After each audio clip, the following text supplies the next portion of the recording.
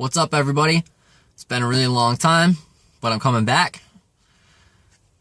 Today we've got how to uninstall a radio and a Subaru Forester. Stay tuned.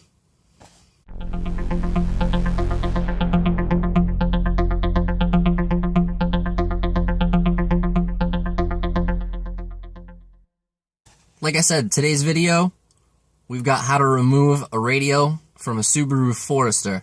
Now, I personally have a 2004 Subaru Forester XS, and that's what we're going to be taking the radio out of. I currently have a JVC aftermarket deck in there that I'm going to be removing.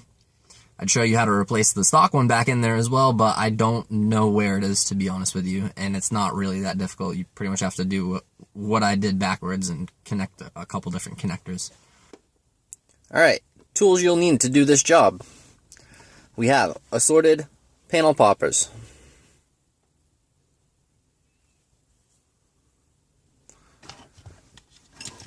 You can get these at Harbor Frieght. That's where I got mine. Or really any local audio shop. Maybe not like a Best Buy or something like that.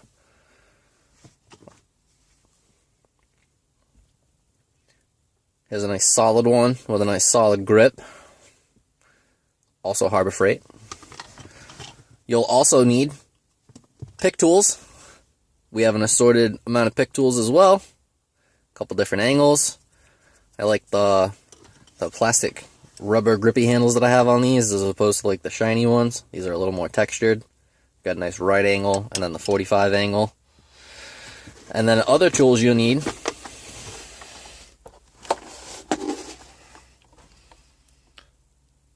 Get yourself a nice basic socket set, and you're good to go. Alright, so the first step that we need to complete is getting the trim off around the shifter, working our way up to get the trim off around the radio. So mine is pretty old, and luckily it just pops right up. Otherwise, you could use one of your pry tools to get under there and pop that up. Now that we have this off, you can see there's a screw here. There's another screw here as well that I'm going to have to take off.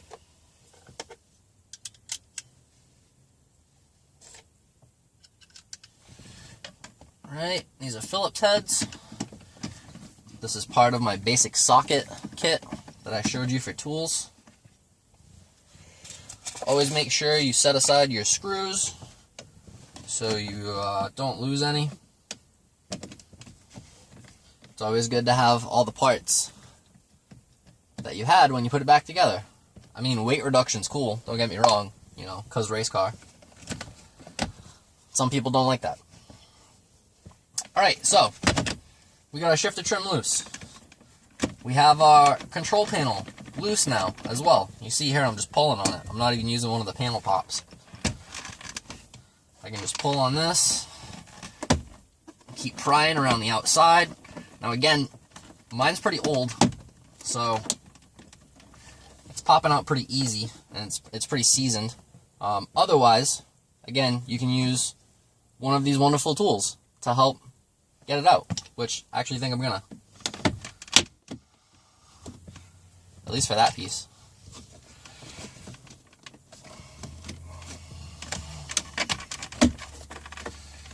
Yep, just finish lightly pulling around the edges. This corner doesn't want to budge. Help it a little bit. There we go. Alright. Now we have our trim surrounding our radio off. Now we need to disconnect some sensors in the back here. These are why we have the Pic Tools for potential use. To remove some of these harnesses, you're going to have a harness for your hazards here. Right up in the back. Get rid of that. And then beneath that, you have some back here for all of your HVAC controls as well.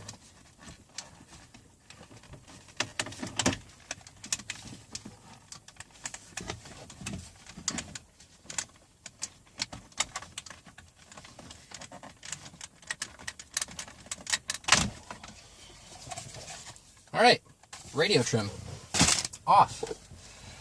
Here you can see the harnesses that I disconnected. Now we have our radio. We've got 2 screws up here and another 2 way back here on the bottom. Again, Phillips heads.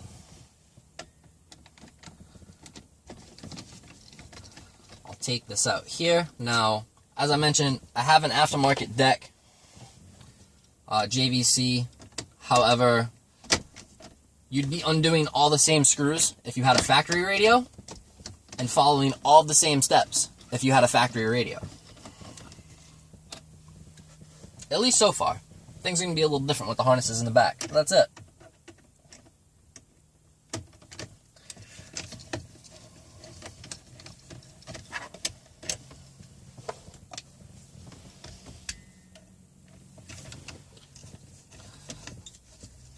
Alright. So, 4th screw is out. At this point, you're taking out your factory or your aftermarket radio, and again, you're going to have some things connected back here. As you can see, we have an antenna, we have our radio harness. This larger white piece here is where we connect to the car. We would like to disconnect that.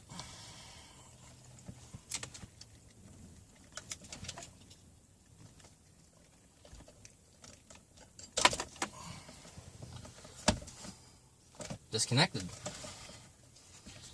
And then my last cable that I have here is for my iPod connection for my aftermarket radio. If you had a factory radio, you'd have a similar connection like this that you'd have to disconnect. You'd still have the antenna that you'd have to disconnect, and then maybe 1 or 2 other things based on what's back here that you'd have to connect to it for factory radio options. But that's it. The radio is out at this point. Now, as far as getting everything back in there, if you were to install an aftermarket radio, you know, finish all of your wiring, which, check one of my other videos very shortly, because I'll be installing this exact radio in my new vehicle. So, you know, complete all your wiring, run the wire for your accessories at this point, mount them inside, wherever you'd like them to be. My iPod cable runs over to my glove box, so I don't have to worry about it. You would go about inserting your radio, put your screws back in like I did, bring your radio trim back into play, connect all your harnesses on the back of it, as mentioned before, and then slap everything back in the dash. And that's that. So, if you'd like this video and it was helpful, please feel free to throw me a like. Don't forget to subscribe as well, and check out my other how-to videos on my vlogisodes, on my snowboard trips. I do a ton of stuff. It's a good time always. Stay tuned. If radio installs are your thing, I'm going to be installing again this JVC, like I said, into this Toyota Highlander. Chilling up over here. So yeah, don't forget, like, comment, subscribe. Keep living strange. I'm out.